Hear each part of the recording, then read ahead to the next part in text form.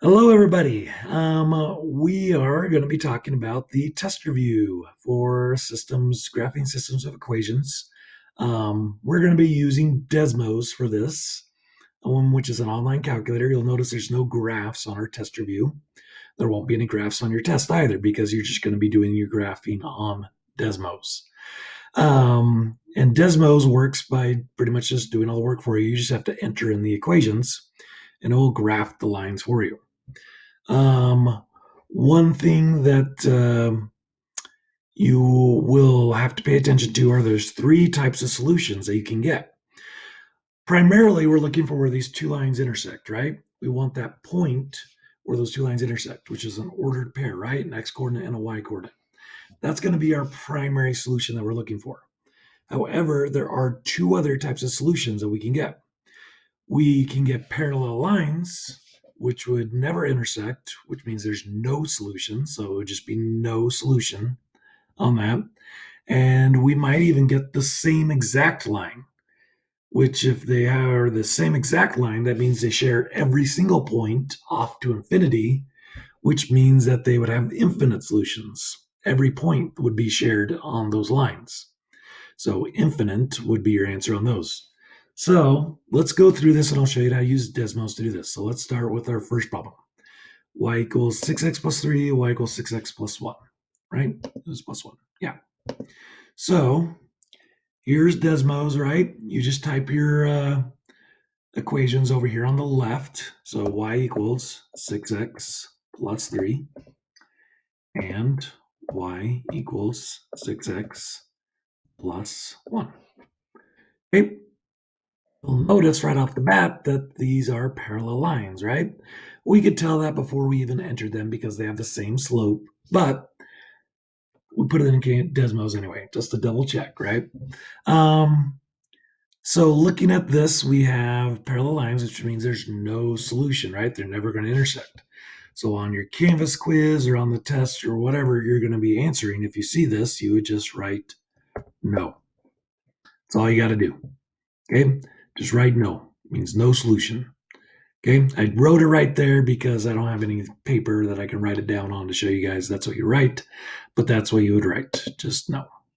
Okay, so let's look at the next problem. Let's do the next problem. Y equals negative 1 over 2x plus 3 and negative 2 equals x. So y equals negative 1 over 2 x plus 3. So again, to enter the fraction, you push the backslash button, which is right next to your period button on your keyboard there. And then you got to push over to get out of the denominator to put the x. And one of the biggest things I've seen students do is just forget to put that x. You're going to get a flat line if you don't put that x, because that x tells it there are two variables. You have to have both variables for it to recognize that it's going to be a diagonal line. Okay, and then the other one only had one variable, right? So it's not going to be a diagonal line. X equals negative 2 was this line. And again, we're looking for that point where these two lines intersect. And if I hover over that point, you guys can see it tells me what that point is. Parentheses negative 2 comma 4 parentheses. So in Canvas, when you're entering this in, you do parentheses negative 2 comma 4 parentheses, and that'd be your answer. That's all you got to do. Again, I'm typing it in there because so you guys can see what you would put in. You wouldn't actually type anything else in here on Desmos. That's just me showing you what you would type for your answer. Okay, next problem. Y equals 1 over 3x minus 1. Y equals 1 over 3x. Whoops. See it? Put it left in the denominator. Got to push over, then x, then minus 1. I can't remember. Look, minus 1, and then it's minus 3. The next one is y equals negative 1 over 3x minus 3. Okay, again, we're looking for the point where they intersect. So that point is negative 3, negative 2, as it says there on Desmos. Again, you just hover over that point, and it pops up. So on Canvas, you would enter negative 3, negative 2. That's all you'd have to do. Okay, not too tough, right? Look at the next one. So this next one is not in slope-intercept form. Doesn't matter. Desmos doesn't care. Just enter it in just like you see it. You don't have to solve for y or anything like that. Just enter it into Desmos. So x minus 4y equals 12. X minus 4y equals 12. And then I would put in x equals negative 4. The next one. X equals negative 4. Now, you guys can X these out to go quicker.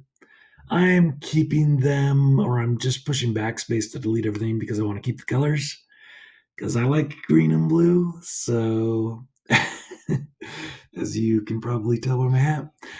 Okay, so negative 4 and negative 4 would be my point where they intersect. So again, on Canvas, you would just enter in negative 4, negative 4. Okay, and that would be your answer. That's all you got to do. Next one, y equals 1 would be my first equation here. It's a tough one. That's going to be a horizontal line, right? Right at 1. And then the second equation is 2x minus 3y equals 3. So 2x minus 3y equals 3. There's my second line. And again, I'm looking for, notice it'll highlight the points where it intercepts the y and the x-axis. Some of you students get confused on those. You don't want those. You just want the point where they intersect. You want that point right there. So 3 and 1. So you would enter in 3 comma 1 in parentheses on Canvas without any spaces, and that'd be your answer. Okay. Last one here. X plus y equals 2. So again, not in slope-intercept form, but Desmos doesn't care. X plus y equals 2. Okay, and then the next one, last one, we get 4x equals negative 4y plus 8. 4x equals negative 4y plus 8. And my second line became one line, right? Because if you guys can see there, that is the same exact line. So if one of your lines goes away, see, like right there, they're parallel. And then if I add the 8, it becomes the same line. So that means that they are infinite solutions. So in Canvas, you would just write infinite. Okay, the whole word, and that'd be it. That's all you got to do. Okay. If you have any questions, ask your teachers. We're here to help. We want to help. We just need you to ask so that we can help you. So ask us your questions, and we'll see you guys out there.